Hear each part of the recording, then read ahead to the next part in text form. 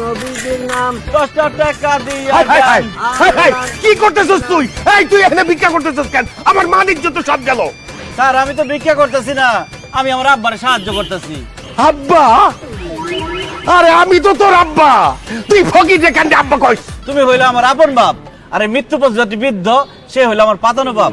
বয়স হয়েছে তো চিল্লায় ভিক্ষা করতে পারে না, তাই আমি একটু সাহায্য করতেছি আর কি। অনেক সাহায্য করছো, আর ভিক্ষা করতে হবে না, বাসায় আসো আসো। বাসায় যাবো মানে? আমি তো বাসা দিয়ে আছি, আজ থেকে এটাই আমার বাসা। এইটা তোমার বাসা মানে? হ্যাঁ এটাই আমার বাসা। বিশ্বাস করো, আমি আমার পাতানো আব্বার সাথে কালকে রাত্রে এখানেই ঘুমাইছি, শুয়ে যে আরাম পাইছি, 5 তলা বিল্ডিং এর এসি রুমে আমি সেই আরাম পাই না। তাই চিন্তা করছি আজকে থেকে আমি এই পাতানো আব্বার সাথে থাকবো, এইখানেই ঘুমাবো, এটাই আমার বাসা। তুই কি পাগল হয়ে গেছো? হ্যাঁ, তুই কেন ফুটপাতে থাকবি একটা ফকিরের সাথে? তোর বাবার এত বড় একটা 5 তলা বাড়ি থাকতে? ভুল বললাম আম্মা, ওই বাড়ি আব্বার না, পরের জায়গা পরের জমি ঘর বানায়া আব্বাই রয়, আব্বাই তো সেই ঘরের মালিক নয়।